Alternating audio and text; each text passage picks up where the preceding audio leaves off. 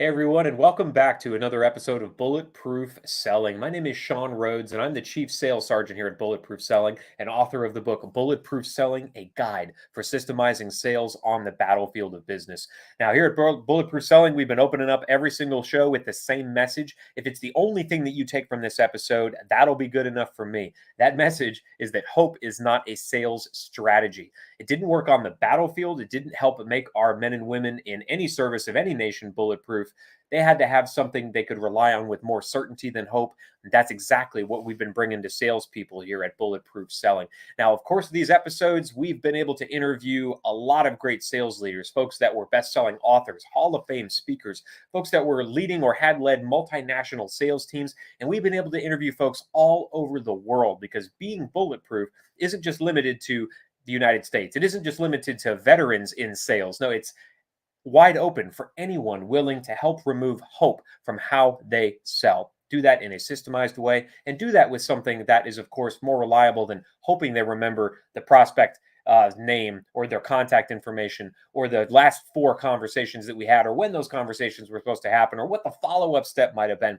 All of those things, if we try to hope we remember, well, they tend to fail us in the moment when things matter most, when we're in front of a prospect and we're there to deliver value, to make their lives better, and to help them out, whether they end up buying our product, service, or not. So over the course of this, we get to build sales systems with our guests. So today's episode, like all of our others, we're going to be sitting down with a sales expert, and we're going to be building a sales system that you can use no matter the size of your team or the size of your goals. Now, we talk about bulletproof selling, right?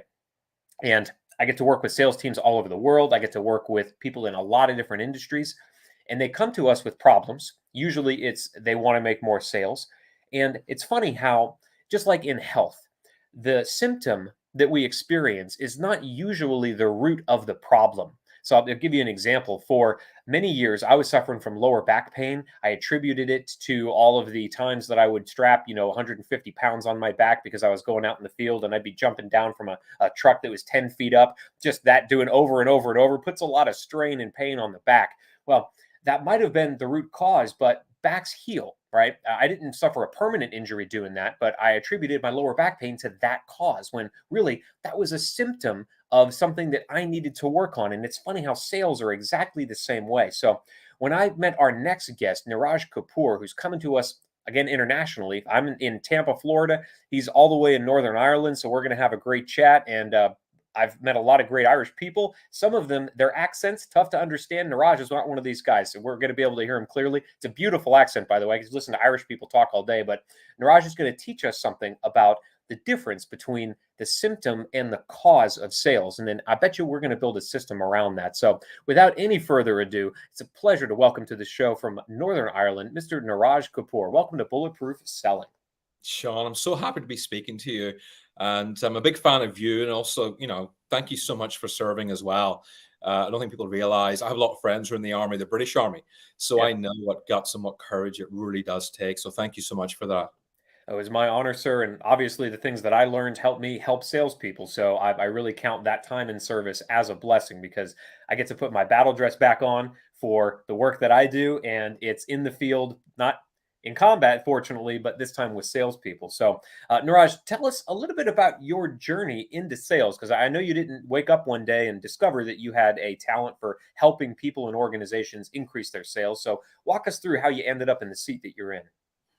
Yeah, apart from one of your previous guests in your podcast, Susie Matheson, who's a good friend of mine, Yeah. I don't know anybody who's ever planned to go into sales ever. I mean, it's just something you choose to do. I went into it because I tried to be a rock star when I was younger. I wanted to be the first Indian Bon Jovi. That was my goal. Nice. And I think it made it worse, but the fact my parents said no, because they're conservative Indian parents. All the teachers in school said no. Everybody was constantly putting me down. And when you're a young kid, there's only so much strength and awareness you have in the world. So eventually, I think all their negativity feeded into my brain. And when I failed as a rock star and all my demo tapes, not even CDs, tapes, that's how old this was, it really affected me badly. And I spent years on welfare struggling with just well-being and lack of confidence. And then finally, there was only two jobs I could get with no qualifications. One was to be a builder, and the other was to work in sales. And sales, I thought, okay, it'll be warmer in an office. Right. Because because I was living in London. I moved from Northern Ireland to London when I Yep. grew up. So I thought, you know what? I want to have a career in London. I want to make it in London. It's a great city. And I'm so glad I kind of was resilient enough. And I got a job working in sales, selling classified adverts at the back of a magazine, tiny little advert. Oh yeah.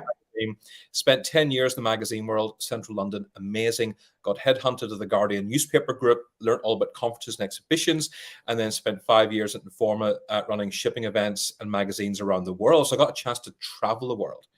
And Mhm. funnily enough, you're in Tampa, Florida, so I understand Port of Tampa, Port of Yeah. Miami, Port Everglades, and flying across to Houston, then going LA, Long Beach, Oakland, Portland, there was San Mhm. Francisco, sorry, Oakland, and then Seattle, Vancouver, all the way across to New York. Again, I've done all this.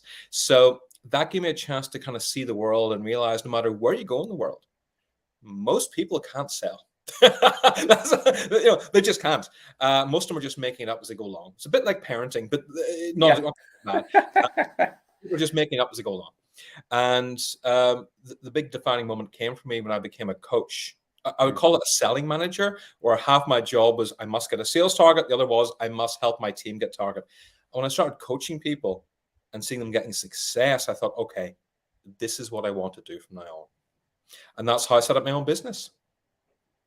Awesome. And so you now running your own shop and you're helping teams, organizations increase their sales. What types of teams and organizations? Is it anybody that knocks on your door? Are you working by geography? Is there an industry that lands better? Help us understand a little bit about the folks that you work best with. Despite being in Northern Ireland, I spent my whole life working in London. I only came back here during lockdown post Mhm. divorce. But people in Northern Ireland now don't really pay my fees. So I go to London. I fly to London once a month. I get a Mhm. chance to see old friends and do work there. Europe, I've been to Croatia and Portugal this year and Spain. Doing sales teams. That's been amazing. Canada and America this year, unfortunately, has just been Zoom or Mhm. Teams. Nobody wants to pay my airplane expenses because Yeah. it's like $5,000 just to fly, So nobody wants Yeah. to do that yet. But I say yet because I'm determined to do that next year. One of my big goals is a USA trip again. I haven't been to America for 5 years, so I want to go back. Awesome. Industry specific, it doesn't matter. My clients vary from software and IT. That's a big part of it. But loads of them do other things as well. I got people in the photography sector, in the accountancy sector. I help 2 law firms. It doesn't matter because my job isn't to teach you about your product. That is your job. My job is to teach you how to sell your service or product. So it doesn't matter what industry you're in. It really doesn't. What matters is you understand the basics of sales before you go on to do anything else. That is absolutely vital. And unfortunately, most people don't understand the basics. Let's talk about that. Where are people missing out? As it seems like we are selling something from the moment that we are born into the world, right? We sell our parents on taking care of us, and there's a lot of psychology and biology and neuroscience behind that. We get into school, we got to sell our teachers on why we should get a good grade and do the work to do that. Get out in relationships. I have to sell my wife every day on why she should stay married to me. So I feel like all of us as humans are always selling. And yet, when we start to move into the world of products and services, we forget everything that we might know. So, tell us a little bit about where people just drop the ball with the basics of selling. There's a lot of misunderstanding around sales. So most people, salespeople, if you ask them what selling is, they'll probably say something along the lines of it's closing a deal, earning commission, hitting target. And those are the wrong answers. Sales ultimately is helping your customers win, is helping your customers succeed. Because when you do that, you hit your target and get your commission. The commission and target should be a byproduct of the great work that you do. And the Mhm. second thing is most people don't learn about sales. So my brother is a tennis coach. Took him years to become a tennis coach. My sister, my mother, physiotherapist. Took him 3 years to do that. My brother-in-law is a surgeon. Took him 7 years to do that. And yet most salespeople, if they're lucky, get 1 day of training. If they're lucky, If that's they're it. lucky. Yeah. And most salespeople I know do not read books or listen to podcasts, and they fail to hit target and can't understand why. Every successful salesperson I know, every single one, whether they're USA based or European based or Asia based, they read books, they go to conferences, they have people coaching them. They're constantly learning, they're asking questions, they're understanding psychology, they're understanding marketing, they understand communications, they understand mindset. All these things are such an important part of sales. And yet most people don't do it, which is why I believe, according to current research, as we end 2022 and go into 2023, about 70% of people are not hitting their targets. And there's a reason for that. And the reason cannot be the recession. You can't use that as an excuse. I'm sorry. It doesn't matter how things are. My first time I got coached, I was in a board meeting and I just taken over the company, which was struggling at the time, the sales division, sorry, of the company. And they asked me why it was so tough. And I mentioned the recession and nobody said a word. And my boss, who was my first coach, went, and afterwards he says, "Don't you dare say that word again." I said, "What?" He goes, "Recession. It doesn't exist." They don't care about the recession. You got to hit your targets. Never say that again. And since 2010, which was the last big recession we had before this one, I have never used the word recession. As far as I'm concerned, I'm aware of what's going on in the world. I acknowledge it. I refuse to take part in it. And that's a very important attitude to have when it comes to sales as well. So we've talked a little bit about the reason that people come to you, and right before the show, you and I had a great little interchange about symptoms as opposed to root causes. So blaming the recession, that's probably a symptom with a comorbidity, because it's not even the recession saying I can't perform because of this external thing. And so really it comes down to something deeper, right? It might come down to mindset. It might come down to a lack of system or process, or a lack of great lead generation or qualifying. There's always something underneath that. Where do you see salespeople relying on hope, the hope that lands them into really trying to figure out what's the problem with this symptom, rather than getting down to the root cause of how do we figure out how do we help our prospects? Where are people relying on hope in just dealing with the surface level stuff? If you want to succeed in sales, and I've written down some things here, you got to spend time thinking, planning, asking for help, and investing in yourself. These are the four things that most people don't do. So what most salespeople do is, when they approach me, SDRs, AEs, or sales directors who want help with their teams, we have to close more deals. That is what 99% of people say. Not, I want to get better, which they should do, but I want to close more deals. How do we close more deals? You've had a great career. You've written successful books. How do we close more deals? And the first thing I say is, okay, let me listen to your calls, or I'll take part in an internal demo and I'll spend time observing, and then I'll tell you what's going wrong. A majority of the time, it has nothing to do with closing the deal. The problem is the way they open a call is cliched and boring. Hi, how was your weekend? You're in a demo call with somebody on a Monday morning. You do not say, how was your weekend? You say, hey, what was the highlight of your weekend? It's a much better question, and you get a much better answer. Better the question, better the answer. Second of all, you don't talk about your product, because nobody with the greatest respect cares about your product. Right. You talk about the client. I was on your website this morning and I noticed this. I read a blog. I saw this. I noticed one of your marketing people on LinkedIn talking about this. Again, most people don't do that. And so you stand out from everybody else trying to sell to this company if you show massive interest and just spend about 10 minutes looking into what the company have done before you have a demo or before you make a phone call. It's incredible the difference it makes. Within the space of 2 minutes, you can have so much respect by asking a really good question and by sharing valuable insight. So do you feel like the hope then really comes into just picking up the phone, or showing up to that meeting without having done any research, without really asking the question, where is this prospect at in their life and their business, and how could I provide the most value to them today? Or is something else, is something deeper than that? I'm curious to get your insight. What is missing from that exchange that you, in large part, help organizations learn how to do? It is absolutely vital to prep. Look, this is probably my 201st, 202nd podcast. I still prepared. Okay. Yeah. Okay. Sean is based in Florida and Tampa. I've done business there. You've served in what written down here, the Marine Corps. That's amazing for 4 years. That's incredible. I listened to Susie Matheson. So I was looking through podcasts I want to listen to over lunchtime. I thought, what can I listen to? And I thought, oh, Susie, she's a friend of mine. I listened to her episode and thought, that was really good. So that's massive prep work. And that's how you gain a bit of trust and a bit of respect from people. It's by doing your homework. And most people don't do the homework, because doing the homework isn't glamorous. It's not sexy. It's not exciting, but it's very important to do. So that's the first thing. The second thing is, there's a sales process of asking questions and listening. So a lot of people will ask one or two questions and then rush to their product or service and start selling. No. You ask a few questions. You listen very carefully to what is said, but you also listen to what isn't being said. You observe body language if it's a demo. You hear their tone of voice. You know, if I'm speaking to a client and I ask them, how are you getting on with your supplier? And they go, well, fine. Most people would go, okay, and continue. And I'd be, okay. How could they be better? Because the tone Yeah, of voice just tells me fine. That's not they're good not enough. happy. Most people don't question that. Again, it's understanding body language, it's understanding tone, it's understanding. I've studied NLP, I've done presentation skills training, I've been to the Professional Speakers Association. I gave my first TED talk last week, which I Nice. had a TEDx coach for. I mean, these are all things you do as part of your learning.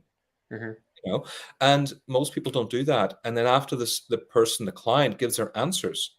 You should be taking notes, by the way, and then you recap the answers back to them so they know that you were listening. Mm. When you do that, you then say, is there anything else I might have missed? Very important question, because sometimes they're starting to trust you. They might reveal a bit more information, because not every client reveals everything to you the first time. Is there anything else I might have missed? So just to clarify, you want this, this, this, and this. Yes, fantastic. Then you can talk about what you do. And again, it cannot be feature driven. Please stop selling features. It has to be benefits and value driven. Hmm. And then you have to pause every now and again, just for a few seconds, to give people time to think and breathe. This is all things that, again, thousands of demos I've observed, thousands of calls I've listened to. It's just not being done. Being the fastest speaker and speaking the most doesn't make you a good salesperson. You must understand that, okay? Getting the other Hmm. person to speak more, that makes you a good salesperson.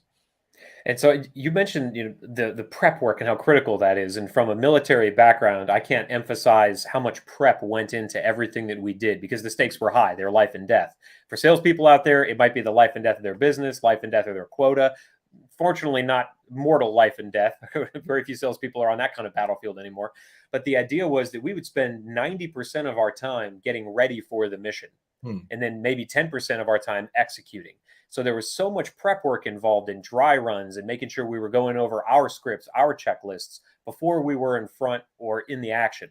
And so I would really be curious to then learn from you the idea of prepping, because the things that you mentioned that happen after the prep while we're on the call, the Mhm. questions, listening, asking, is there anything else that would be really valuable for me to know here, learning more about the prospect, those almost become impossible if we're trying to remember every step of any conversation from our heads, the 8 qualifying questions that our sales manager needs us to ask and then enter into the CRM. Becomes almost impossible if we don't have a list of something in front of us that says, Mhm. here's the research that I've done. So I know not everybody's catching this on video, but Niraj, with his pre-podcast checklist, he wrote that down in front of him so that he wouldn't have to remember it. And that's a great tactic. We did that all the time. So Niraj, I'd love to build a sales system around what needs to happen just prior to getting on the phone with a prospect. Because obviously and we have plenty of episodes on it, what we need to do in qualifying, what we need to do in lead generation. But when we get really down where the rubber meets the road, it's 5 minutes until this scheduled call or this Zoom call, or I'm sitting in my truck at the client's job site and I'm about to get out and we're about to go meet in person. My final checklist, it's go time. I'd Yeah. love to build a sales system with you around what are the things that I need to be doing in those final minutes to prep myself for success. So in the military, we have acronyms for everything. And I know your folks in the British military probably threw so many acronyms your way because it's just part of our language. You didn't know what the heck they were saying.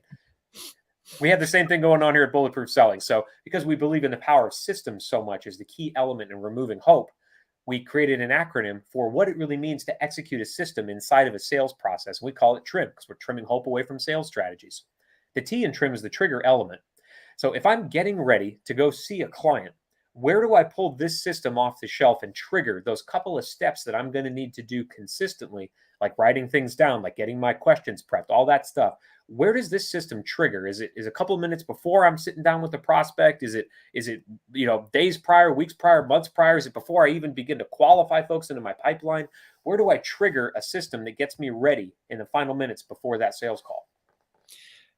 I love that question. It's a question very few people have ever asked me, so thank you for that. If I have a call, say at 3 o'clock in the afternoon, I think the worst thing that you start doing is prepping it a few minutes beforehand. That's Really? good. Yes. At the same time, it depends. If I'm doing a demo, I would want to start prepping it 24 hours in advance, Mm. just so I'll spend 5 or 10 minutes getting it ready and prepped. And then the next day, just so the demo's at 3 o'clock, I'll just go over my notes again as to what I want to say, but I'll also do a quick Google search to say, is there anything in the news today I might have missed? Have they put anything on Mm. LinkedIn? No? Okay, that's fine. But again, it's a very quick checklist because you can't keep doing this all the time. Because I also am aware of the fact that many people working in companies have bosses who put unreasonable pressure on them and have unreasonable expectations. I had a big discussion with a business owner this week who has banned his team from using LinkedIn. Wow. Why? He says it's irrelevant to the business. I said, but no, it's building relationships. I don't care about relationships. I want them on the phone making 100 calls a day. I said, okay, your team in their early 20s, for many of them, this is their first job and they're burning out very fast. And many of Please, them have never used the phone before, by the way. some of them have. Now, if you don't hire me, It's all social media for them. Yeah. it's true. And if you don't hire me as your coach, it's absolutely fine. If you don't want Yeah. to hire me, it's okay. But please, I'm telling you this right now, whether you hire me or not, don't make them do 100 phone calls a day. Please don't. Bring it down to about 30 to 40. Let them spend time on LinkedIn. Let them spend time learning. Let them spend time building relationships, their brand, but also their voice. 1 hour a day they should be on LinkedIn, building relationships. You've got to let them do that. Okay. And also, who's listening to their phone calls? And we had this deep conversation, and I don't know what the answer is going to be, but most business owners, especially successful ones that drive very nice cars, they don't tend to listen to reason very much because they've had their success and they think what they're doing is right. Therefore, they do not change until Yeah. complete failure happens. And so, my biggest challenge I find every day is trying to persuade successful business owners that they should be approaching their staff in a different way, not putting pressure on them. Of course, you work in sales, you get paid well. There should be some pressure, but on constant pressure, absolutely Mhm. not. And giving them Yeah. time to learn is so important. And so many people have these ridiculous, you must make 50, 60 phone calls a day. But why? Just because that's a boring KPI from 10 years ago. What was relevant 10 years ago is often not relevant today. And most people have to understand that, especially sales leaders and business owners. And obviously, prepping before our calls does take a little bit of time. And we're going to talk about how to justify that as part of this system for sure. But if we've got the trigger element being at least the day of, it sounds like, might be a little sooner than, an hour beforehand if I've really got a complicated pitch deck I need to customize. But in any case, it's definitely the day of. Don't wait until a few minutes before, is what I heard for you on the triggers. That's great. So now I'm in the R in trim, which is making this thing repeatable. Because if I'm making 40 or 50 calls a day or whatever that quota number is, or I've got, a sales meeting set up on Thursday and I need to make sure I'm ready for that, what are the couple of steps that I can go through consistently across every prospect? And it may be reaching into research that I had to do weeks ago because it can't be done 5 minutes before. But what is that? Those couple of things that I want to make sure, just checklists. Like if I had a checklist, and I know you're big on writing stuff down to get it ready, what's that checklist I need to build a couple minutes before the call or the meeting or the site visit, just to make sure that I'm keeping important things first and top of mind. Perfect. Quickly check their website, any updated news stories, check LinkedIn very quickly, anything you can comment on their post, and see if you have a bit more time, see what's happening in their industry. So I'm speaking with a pharmacy company later on. I guarantee you, before I speak to them, I'll be looking at what's happening in their industry. And I'm going to say to them, so I've noticed this and this is happening in your industry right now. Based on your knowledge and expertise, what do you see how that, I think that's going to play out in the first 6 months of 2023? Now, that's a Mhm. really great question to ask because A, you've shown you've done your research.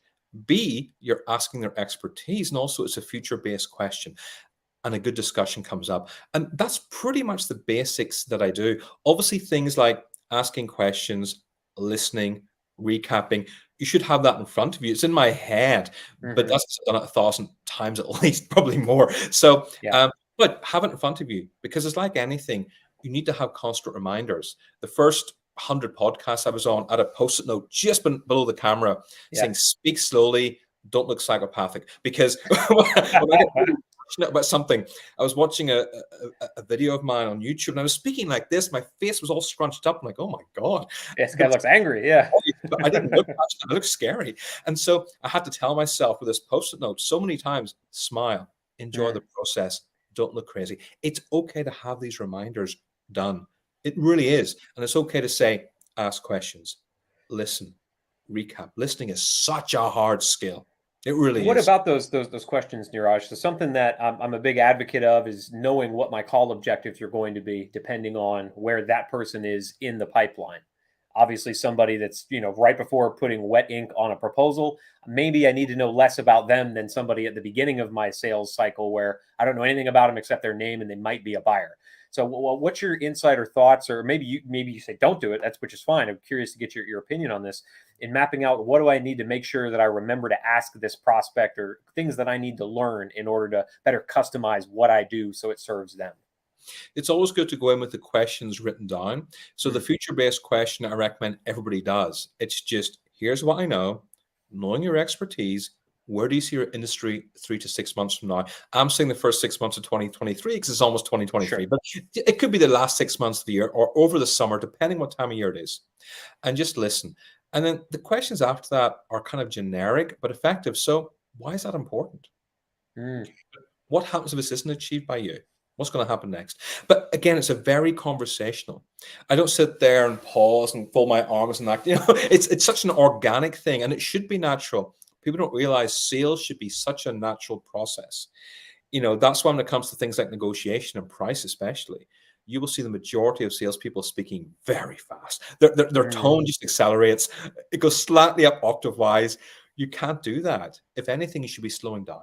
But again, all these things come from experience, but they come from reading books. They come from getting coached.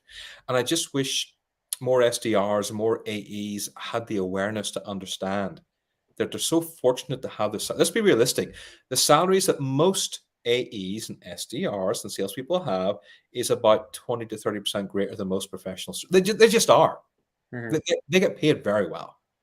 Most people I know in sales right now, this year especially, salaries have been crazy. And most people I know are like on a 60 or 70 grand basic. They've only got 3 or 4 years experience plus their commission.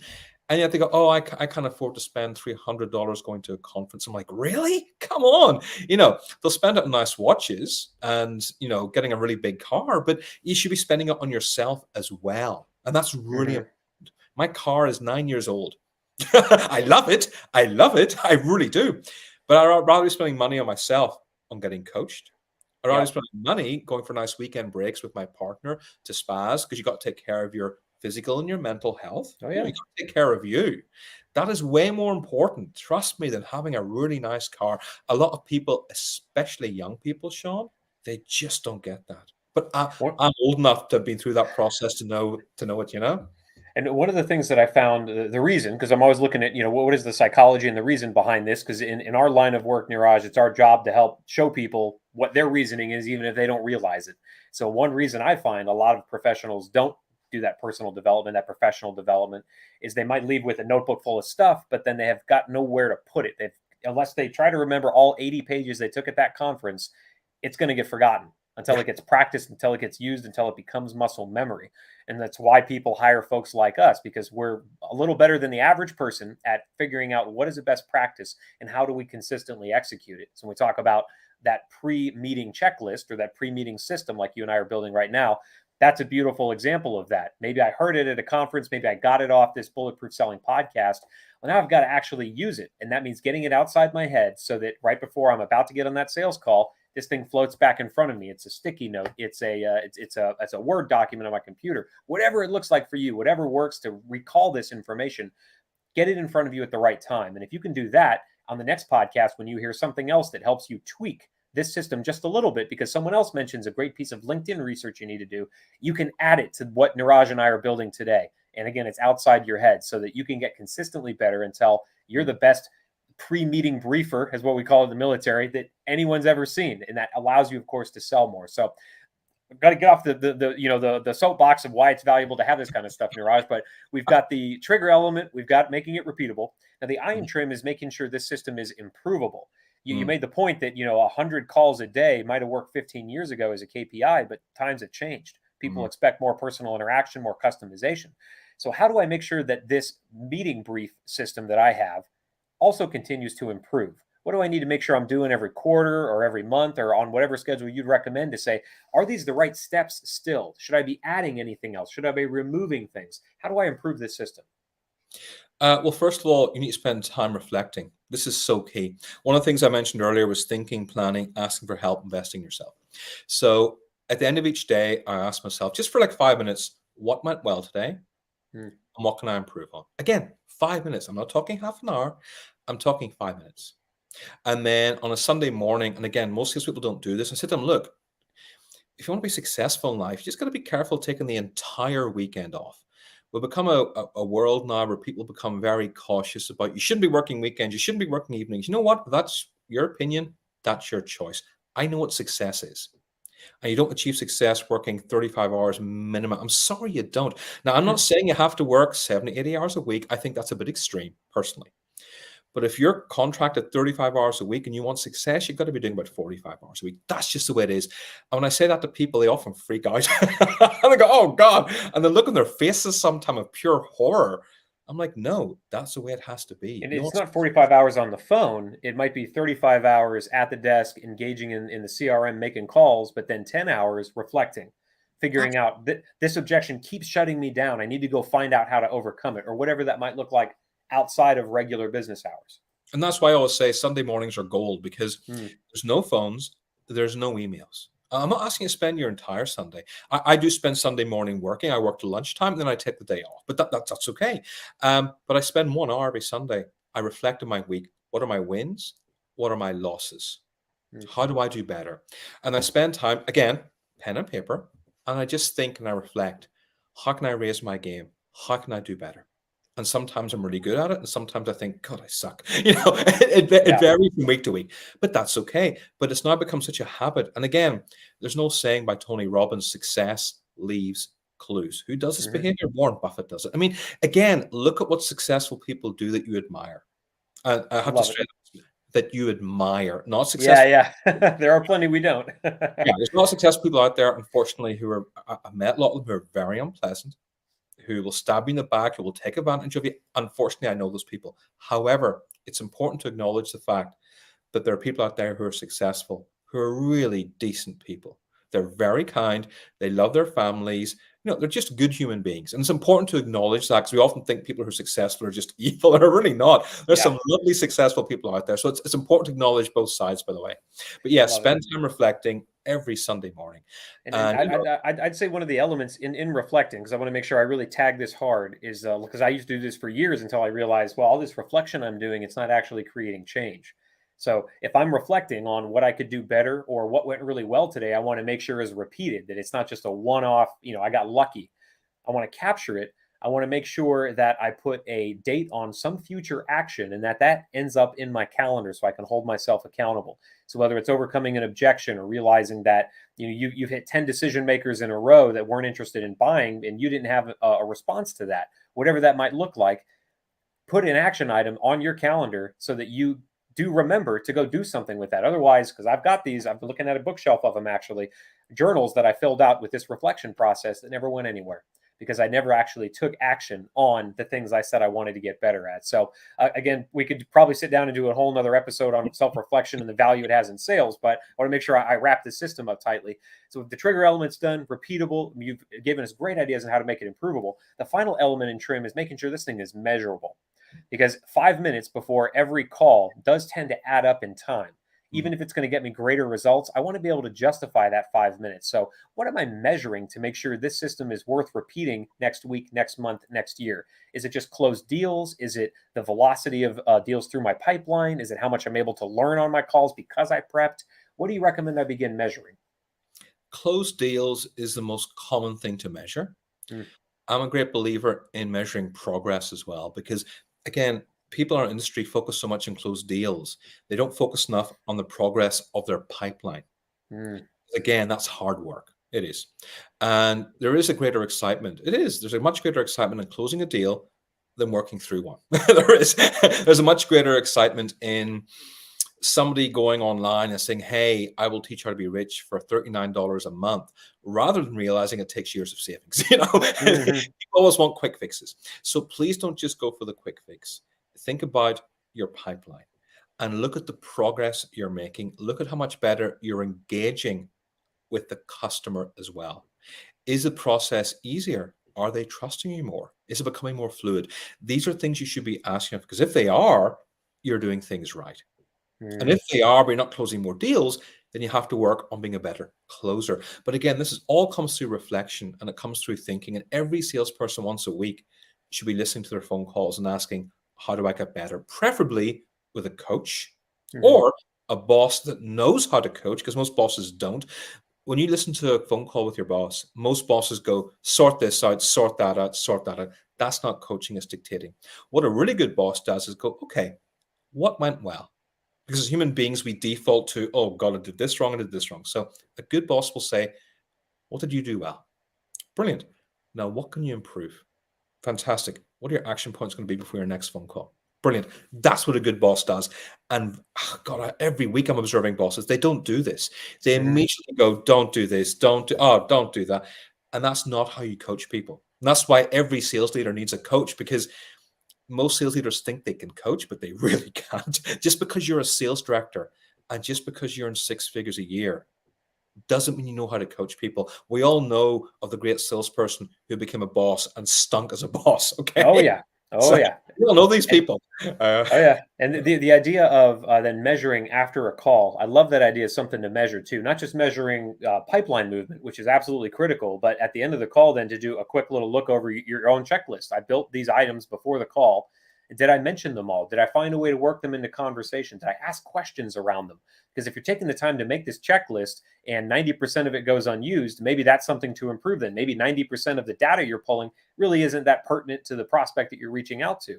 But if you think it is and you're working it in, then you'll begin to see results, because as you mentioned, that engagement is absolutely going to increase. They'll be able to tell that you're a professional and you're dedicated to helping them, not just removing money from their wallet and putting it into yours. So, Niraj, great sales system on what we need to do right before the rubber meets the road, right before we step out into the field or leave the front gate on that patrol to get to that prospect and add value. So, for the folks interested in getting deeper into your world, how do we do that? Where's the stuff we need to access? How do we reach it? How do we make sure that we're in touch with you in the future? I have absolutely years worth of content on LinkedIn. Just go to my LinkedIn profile, follow me. In fact, if you listen to this podcast, send me a personalized invite to say, hey, heard you in Bulletproof, just absolutely loved it. And send me an invite. That would be really cool. Because again, that's building a relationship. If you follow me, it's fine.